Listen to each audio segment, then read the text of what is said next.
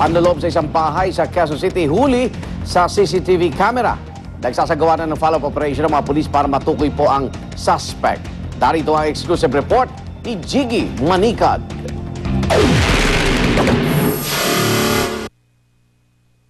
Itong nakuna ng isang security camera ng isang townhouse sa Barangay Sacred Heart, Quezon City. Tumanggi magpakilala mga biktima, pero umaasa silang sa pagpapakita ng videong ito, mapapabilis ang paghuli sa suspect.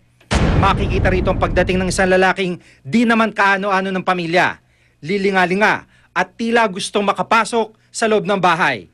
Sa puntong ito, sabi ng mga may-ari, pinipilit ng sungkitin ang doorknob ng bahay. Ilang minuto ang itinagal ng pagpupumilit ng lalaking ito para maabot ang nakasaradong pintuan. Kahit pa may bakal ang bintana ng bahay. Talagang sinungkit siguro kasi payat siya eh. Kayang-kaya yun. At saka ang haba ng kamay. Kayang-kaya niya siguro. Meron siyang bagay siguro na pinaano sa pinto namin, yung lock na pwede niyang buksan o siguro na pag-aralan niya. Maya-maya pa, tila nag-isip pa ulit ang lalaki hanggang sa tuluyan na itong makagawa ng paraan. Ang huling kuha ng video natapos sa parting ito. Hindi na nakuna ng kanyang paglabas. Tangay ang 32-inch LCD TV. Dinisconnect daw ng suspect ang linya ng CCTV sa may pader kaya't naputol na ang kuha. Nang gabing iyon, natutulog sa itaas ng bahay ang mga biktima. Kung siguro, bumaba ako nung time na yon, siguro sa gipitan baka may nangyari sa akin. Maliwanag na pagnanakaw motibo, pero blanco pa rin ang pulisya sa matibay na lead na makapagtuturo sa suspect. Muli po naming ipapakita mukha ng suspect sa pag-asang may makapagturo sa kinaroroonan niya.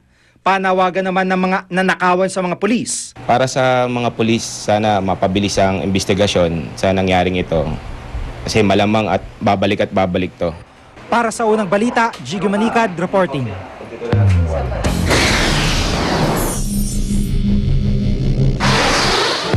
Buhawi na nalasa sa Montana sa Amerika. Makikita po sa videong yan ang paglipad ng mga debris sa himpapawid dulot ng malakas na hangin.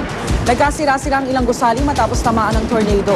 Kabilang sa mga nasalanta ang isang sports arena na natanggalan ng bubong. Nagtumbahan din po ang mga puno at poste ng kuryente.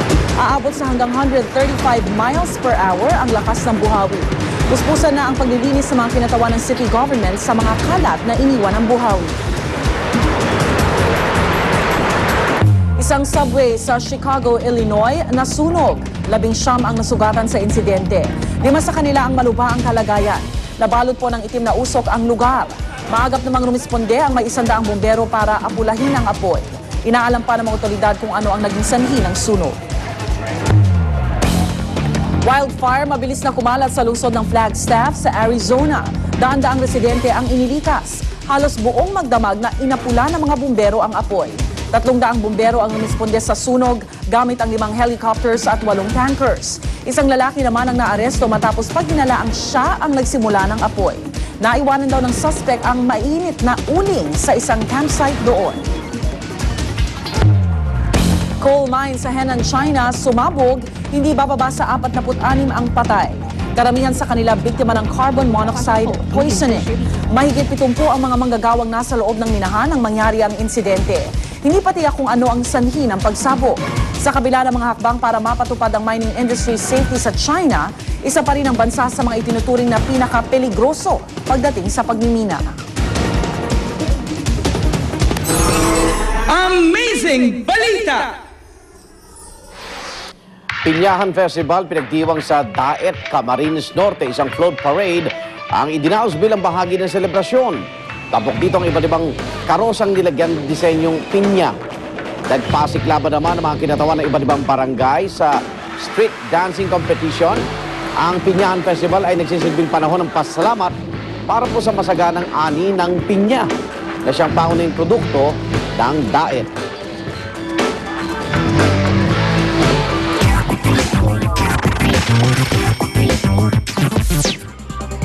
Performances ni Miley Cyrus at Katy Perry at Justin Bieber agaw atensyon sa katatapos lang ng Much Music Awards sa Toronto, Canada. Narito ang ating unang chika.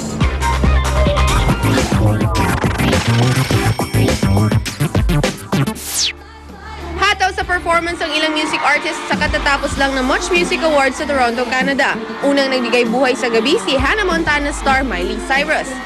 International Video of the Year for an artist ang inuwi niya for her song Party in the USA.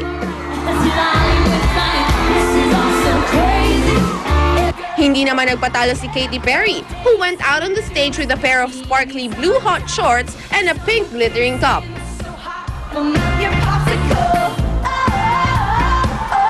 Ang Canadian heartthrob naman na si Justin Bieber, hindi na kailangan ng eccentric outfit para mapawaw ang audience.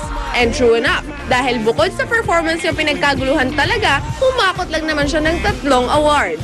Kabilang na rito ang International Video of the Year by a Canadian para sa single niyang One Time, Your Fave International Video of the Year, and Your Fave New Artist of the Year para naman sa phenomenal hit niyang Baby.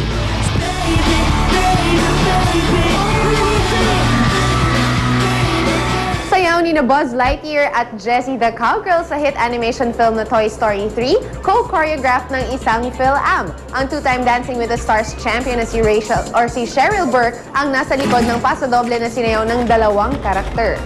Kasama niya rito ang dancer na si Tony Dovolani at ayon kay Cheryl, malaking karangalan para sa kanya ang maging bahagi ng Toy Story lalo na ang makita ang kanyang galaw na binigyang buhay ng animated characters.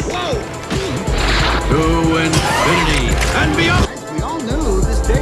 Legendary heavy metal singer na si Ozzy Osbourne may bagong album. Pinamagatan nitong Scream, which will be his 10th album. Nagsimula siya bilang vocalist ng heavy metal band na Black Sabbath before going solo during the 1980s.